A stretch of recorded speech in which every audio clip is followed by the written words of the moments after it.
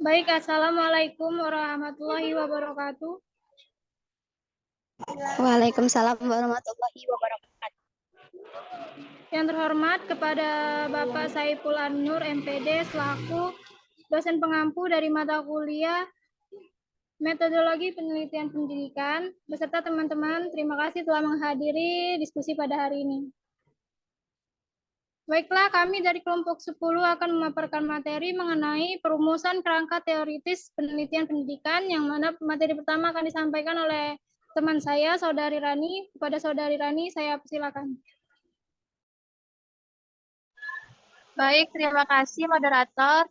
Di sini saya akan menjelaskan tentang materi perumusan kerangka teoritis penelitian pendidikan, yang dimana pengertian dari teori ini pada dasarnya merupakan pernyataan tentang hubungan dua variabel atau lebih yang telah diuji kebenarannya.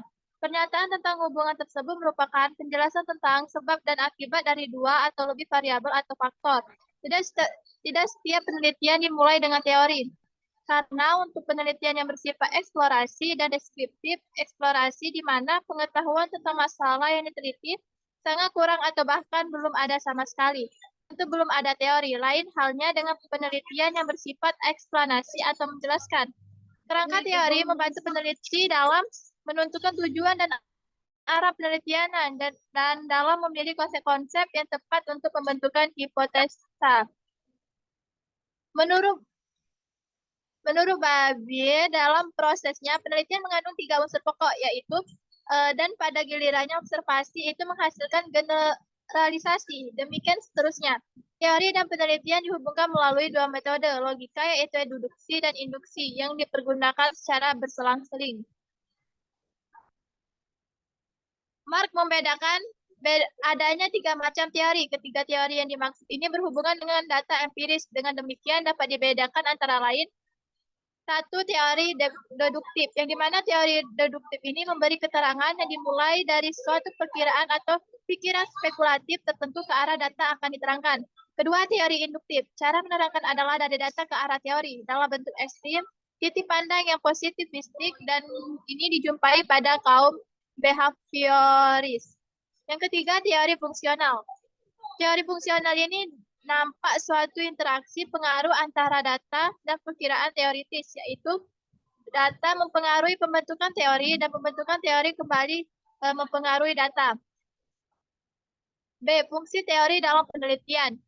Menurut Nanang Martono, fungsi teori dalam proses penelitian diantaranya yang pertama memberikan pola dalam proses interpretasi data.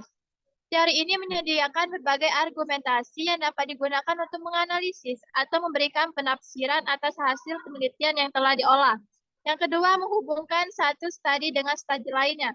Teori membantu peneliti menemukan suatu kerangka konseptual untuk menjelaskan hubungan antara hasil dan penelitian yang pernah dilakukan sebelumnya dengan penelitian yang akan dilakukan.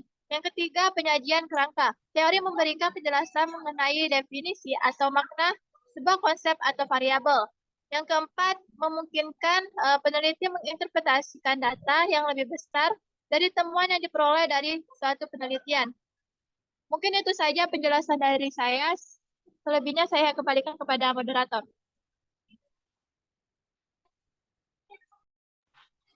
Baik, terima kasih kepada Saudari Rani atas pemaparannya. Materi selanjutnya akan dipaparkan oleh saya sendiri mengenai kerangka teori dalam penelitian. Kerangka atau landasan teoritis membantu peneliti dalam menentukan tujuan dan arah penelitiannya dan dalam memilih konsep-konsep yang tepat guna untuk hipotesis-hipotesisnya. Landasan teori yang digunakan dalam penelitian sebenarnya muncul dari hasil tinjauan kepustakaan yang dilakukan peneliti. Ada pula kerangka teori menjadi salah satu fungsi dari literatur review adalah yang pertama itu untuk menunjukkan relevansinya dengan ilmu pengetahuan. Yang kedua, untuk membantu kemungkinan menemukan jawaban penelitian atau membantu mengembangkan hipotesis. Yang keempat, menggambarkan asumsi paradigma yang digunakan serta asumsi-asumsi nilai-nilai yang diusahakan dalam penelitian. Yang kelima itu menunjukkan peneliti cukup mengetahui antara penelitian yang dilakukan dengan intelektual tradisional yang ada dalam topik itu dan mensupport atas studi yang dilakukan. Yang keenam ada menunjukkan bahwa peneliti telah mengidentifikasi masalah yang terjadi sebelum dan studi yang akan dilakukan, mengisi apa yang dibutuhkan, dan yang terakhir itu membantu untuk meredefinisi pertanyaan-pertanyaan yang lebih mendasar dari empirical tradition.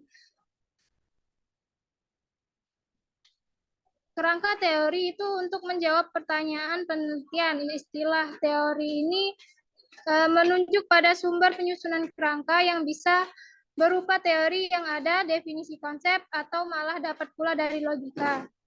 Langkah-langkah dari menyusun kerangka teori adalah yang pertama, satu, tetapkan nama variabel yang diteliti dan jumlah variabelnya. Yang kedua, cari sumber-sumber bacaan seperti buku, kamus, ensiklopedia, jurnal ilmiah, laporan penelitian, skripsi, tesis, dan lain-lainnya yang sebanyak-banyaknya dan yang relevan. Yang ketiga, lihat daftar isi setiap buku dan pilih topik yang relevan dengan setiap variabel yang akan diteliti. Yang keempat itu cari definisi setiap variabel yang akan diteliti pada setiap sumber bacaan, dibandingkan antara satu sumber dengan sumber yang lain dan pilih definisi yang sesuai dengan penelitian yang akan dilakukan. Yang kelima, baca seluruh isi topik buku yang sesuai dengan variabel yang akan diteliti.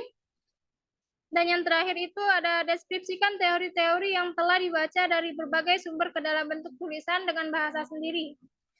Dan materi terakhir ada peranan teori dalam penelitian.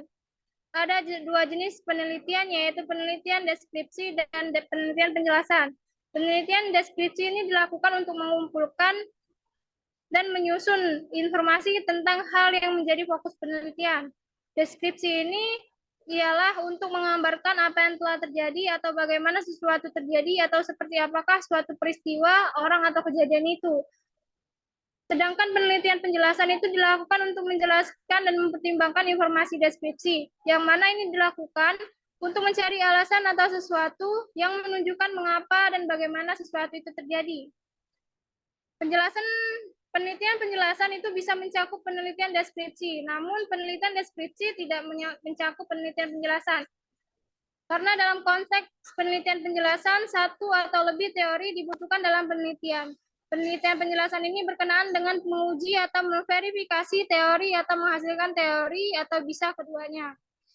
Mungkin itu saja penjelasan materi dari kelompok kami. Selebihnya saya mohon maaf, lebih kurangnya saya mohon ampun. Saya akhiri. Wassalamualaikum warahmatullahi wabarakatuh. Waalaikumsalam. Waalaikumsalam warahmatullahi wabarakatuh. Udah di SS belum?